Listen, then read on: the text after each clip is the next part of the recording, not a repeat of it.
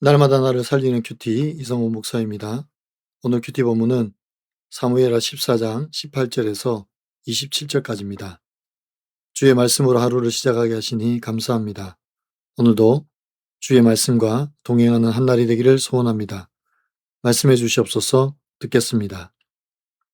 오늘은 얼굴을 볼 수 없게 하라는 제목으로 함께 말씀 묵상하기를 원합니다.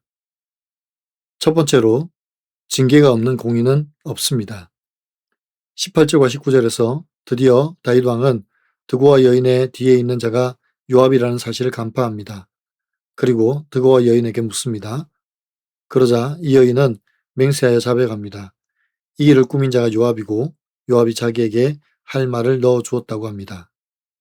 20절에서 드고와 여인은 이는 왕의 종 요압이 이 일의 형편을 바꾸려 하여 이렇게 함이니이다 라고 말합니다. 이 말은 요압이 왕의 마음을 돌려 지금의 상황을 멈추게 하려는 의도라는 것입니다. 결국 모압은 죄와 공의의 근본적인 문제를 해결하는 것이 아니라 눈에 보이는 형편만 바꾸어 놓으려는 술수를 사용한 것입니다. 당장 내가 불편하다고 거짓과 편법을 사용하여 상황을 바꾸려 하면 잠깐 문제는 해결되는 것처럼 보입니다. 그러나 이 모든 것이 눈속임입니다. 결국은 더 심각한 문제에 봉착하게 됩니다. 21절입니다. 왕이 요압에게 이르되 내가 이 일을 허락하였으니 가서 청년 압살롬을 데려오라 하니라고 합니다. 다윗은 어쩔 수 없이 요압의 계략을 허락합니다. 그래서 압살롬을 그술 땅에서 데려오게 합니다. 그러자 말이 떨어지기도 무섭게 요압은 움직입니다. 왜냐하면 요압은 자기가 꾸민 계략이 이루어지고 있기 때문입니다. 그러나 이 화해의 자리에는 가장 중요한 두 가지가 빠졌습니다. 그것은 곧 하나님의 공의를 통한 징계와 죄인의 진정한 회개입니다. 여러분 어떻습니까? 내가 거짓말과 편법을 썼더라도 당장 벗어나고 싶은 환경이나 상황은 무엇입니까? 하나님의 징계가 나를 살리는 도구임을 믿습니까? 두 번째로 침묵과 회피가 관계를 깨뜨립니다. 23절과 24절에서 요압이 그술로 가서 압살롬을 데리고 예루살렘으로 돌아옵니다. 그러나 다윗은 압살롬을 직면하지 않습니다. 자기 집으로 돌려보냅니다. 죄를 지적하지 않는 침묵은 사랑이 아니라 회피입니다. 관계가 깨어질까 두려워 죄의 문제에 대해 입을 다무는 것은 곧 상대방을 죽음에 이르게 하는 것과 같습니다. 다윗은 돌아온 압살롬을 직면하고 그의 죄를 지적하고 징계하며 회개를 촉구해야 마땅합니다. 그러나 그저 자리를 피하기만 하고 죄를 덮으려고만 했습니다. 25절에서 27절을 보면 예루살렘으로 돌아온 압살롬은 흠없는 외모로 백성에게 칭찬을 받습니다. 그러나 그 내면은 아버지를 향하는 원망과 반역하려는 마음으로 가득했습니다. 24절에서 다윗은 내 얼굴을 보지 못하게 하라고 차갑게 문을 닫았습니다. 그리고 바로 다음 25절에 압살롬의 화려한 외모가 등장합니다. 이 구조가 말해주는 명확한 메시지가 있습니다. 왕의 얼굴을 구하지 못하는 인생은 세상에서 아무리 외모가 빼어나고 발바닥에서 정수리까지 완벽하다고 칭송을 받아도 결국 버려진 인생에 불과하다는 것입니다. 하나님이 우리를 외면하시면 아무리 지식과 지혜가 뛰어나고 능력이 있어 사람들에게 칭찬을 받을지라도 그 인생의 결국은 파멸입니다. 이 말씀은 영적인 단절을 세상의 화려함으로 메우려는 인간의 허망함을 지적하고 있는 것입니다. 여러분이 아무리 장점이 많아도 그것이 나를 하나님과 멀어지게 만든다면 그것은 축복이 아니라 저주입니다. 하나님의 사람은 나의 장점을 자랑의 도구로 삼는 것이 아니라 오직 영혼 구원을 위해 사용하는 것입니다. 적용해 보세요. 관계가 깨어질까 봐 두려워서 죄를 보고도 침묵하며 복음을 전하지 못하고 있는 대상은 누구입니까? 나를 교만하게 하는 장점은 무엇입니까? 그것으로 나를 자랑합니까? 아니면 복음을 전하는데 사용합니까? 오늘 큐티 묵상 간증은 얼굴을 마주하게 하시는 은혜라는 제목의 한 성도님의 묵상 간증입니다. 40대 후반에 장인 어른을 여의고 혼자 되신 장모님은 자신의 힘과 의지로 두 딸을 뒷바라지하며 대학 졸업을 시키시고 시집도 보내셨습니다. 저희 부부는 그런 장모님이 구원받기를 바라며 교회로 인도했습니다. 하지만 장모님은 공동체 몇 번 나오다가 발길을 끊으셨습니다.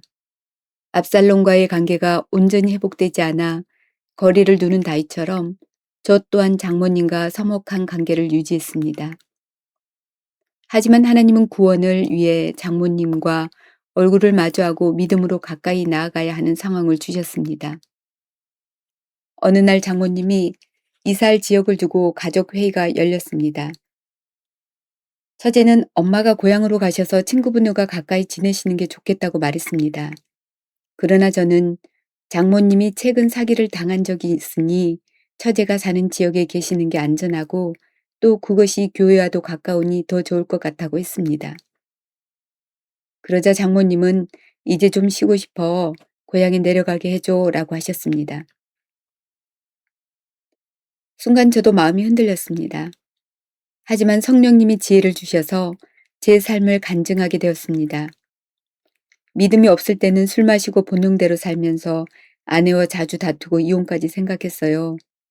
하지만 신앙생활을 하면서 가장의 사명을 갖고 아내와 아이를 돌봤더니 가정이 회복되었어요.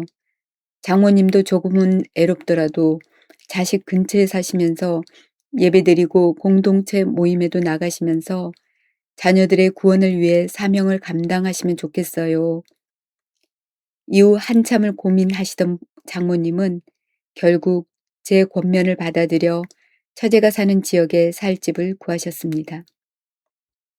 장모님을 설득할 수 있도록 지혜를 주신 성령님 감사합니다.